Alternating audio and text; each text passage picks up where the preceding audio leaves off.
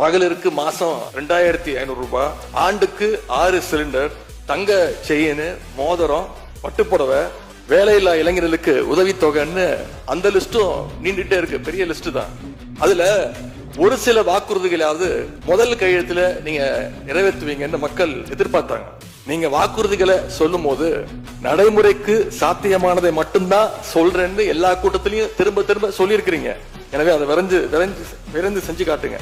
இந்த நேரத்தில் எங்க திராவிட மாடல் ஆட்சியை பத்தி நான் ஒன்னே ஒன்று மட்டும் குறிப்பிட விரும்புறேன். நாங்க ஆட்சிக்கு வரும்போது 2021 கடுமையான கோவிட் பெருந்தொற்று காலம், செகண்ட் வேவ். அப்ப மாநிலத்துடைய பொருளாதார வளர்ச்சி எவ்வளவு தெரியுமா? வெறும் 0.7%. அந்த நிலையிலையும் எங்க தலைவர், எங்க முதலமைச்சர் அப்போ முதல் கையெழுத்திலேயே மகளிருக்கு விடியல் பயண திட்டத்தை கொடுத்தார். முதல் நாளே எல்லா குடும்பங்களுக்கும் 4000 ரூபாய் லாக்டவுன் உதவித்தொகையை எங்க முதலமைச்சர் கொடுத்தார். ஆவின் பால் விலை குறைப்பு, இப்படி முதல் நாளே 5 கோப்புகள்ல கையெழுத்து போட்டார்.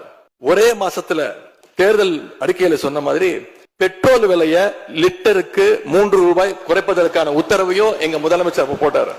இப்படி கடுமையா உழைச்சதுனாலதான் இன்னைக்கு 5 ஆண்டு முடிவில் இந்தியாவிலேயே பொருளாதார வளர்ச்சியில நம்பர் 1 மாநிலமாக இன்னைக்கு தமிழ்நாட்டை எங்களுடைய தலைவர் மாத்தி காட்டியிருக்கிறார்.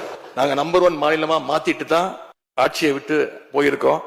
உங்க ஆட்சியை பொறுத்த வரைக்கும் வெறும் இன்ஸ்டாகிராம்ல ரீல்ஸ் ஆட்சியா இல்லாம ரியல் ஆட்சியா நடத்துங்க.